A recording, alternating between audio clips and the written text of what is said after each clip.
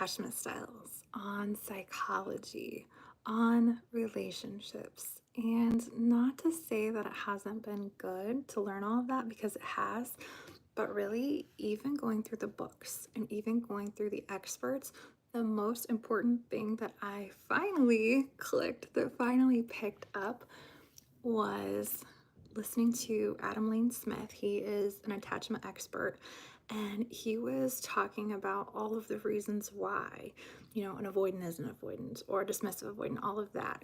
And there was something super small he said that really stuck out and totally changed the game. It's not about healing them necessarily, but it's about no longer blaming yourself. And that was like the little key that unlocked things, because it's like, oh, well, why is he behaving like this? Why is he doing this? Why is he doing that? There must be something wrong with me. And almost like pointing it back to self, when it's really not. Hey, their behavior must reflect on me. It's not actually any type of mirror. It's just that's where they're at, and they have to work on healing that. You cannot heal that for them. Just like they cannot heal you for you, you have to heal for yourself, and so do they. And ideally, you guys can have open conversations and heal together. And I mean, that's great, if you can get there. Super awesome. But as step one, I really, really think to heal yourself, you have to just accept that fully, that it is not about you. Whatever they're doing, those behaviors, protest behaviors, avoidant behaviors, are not about you. It's nothing that you have necessarily done wrong to trigger them. They've probably done these things in all their other relationships too. It's not about you. Whatever they're doing is not about you. However, what you can make about you is everything else.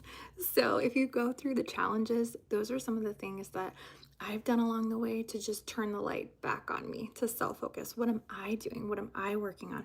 How am I making sure that I am healing? Not just attachment style, but I'm healing from whatever traumas, dramas, etc. Maybe from this relationship with the attachment issues, or maybe just in general, things that get neglected along the way.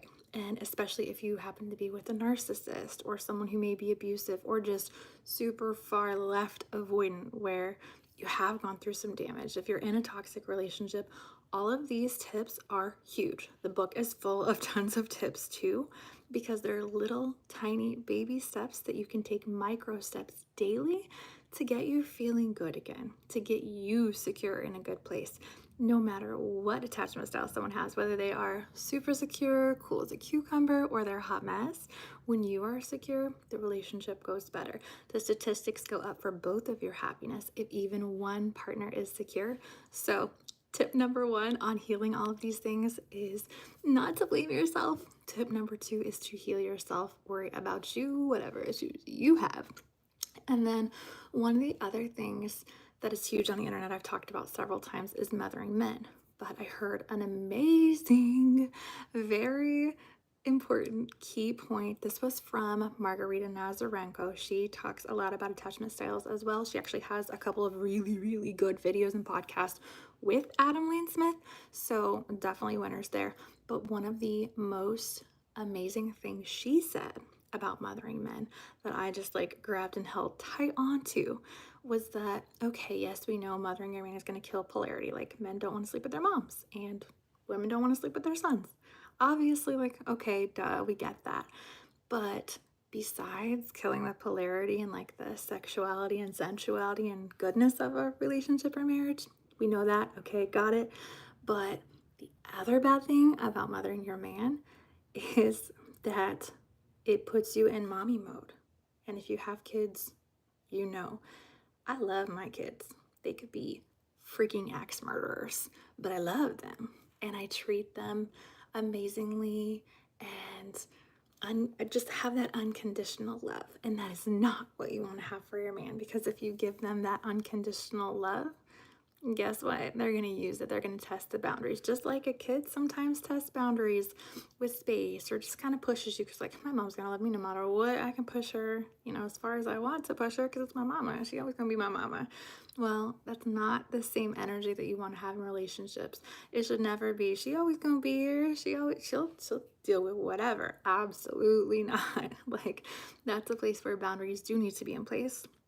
where it is not unconditional, but somewhat conditional. Like, I have got these non negotiable items. If you break these boundaries in these spaces, there is definitely a consequence. And that's not to say like some big crazy thing will happen, but there is a consequence that you're no longer going to have that love. You're no longer going to receive that same energy from me if you were to break that boundary or break that trust. If there were whatever your non negotiables are, if there is abuse, if there is infidelity, if there is, making plans last minute, like I'm going to put a boundary in place and I'm going to say, oh, sorry, like you've got to, I'm actually already busy that day. I've got plans, can't do it.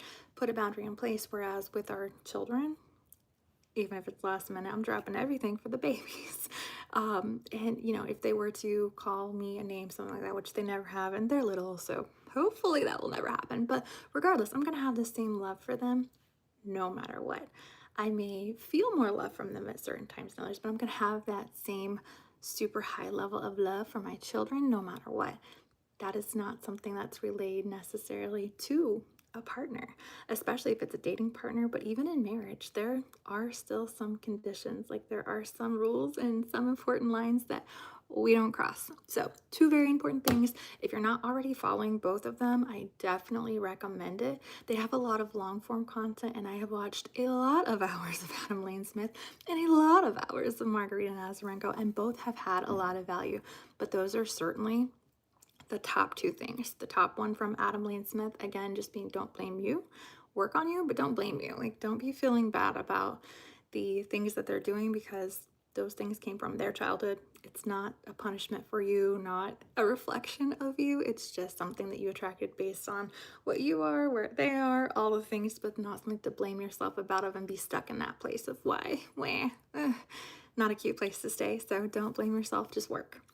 And then the top number one thing that I feel like I've gotten from Margarita Nazarenko is on mothering the men, not just because it kills polarity, which it does, but because it makes you give them that unconditional love that we're supposed to reserve for our babies, not our men. Men are grown. They have standards. They have all the intelligence and capabilities to be such awesome creatures. And babies are little. They're just learning. They don't know these things yet. They don't have to know these things yet, but men do. So treat them as they are, fully capable, awesome creatures, and do not mother them. They have mothers. If they don't have mothers, you're not the mother for them. They can reparent themselves. They can do whatever, but you are not there to mother them, not just for their happiness, but for yours as well. Well, I hope you guys all have an awesome weekend. Just wanted to jump on and talk about that while it was on my mind. Thanks, guys.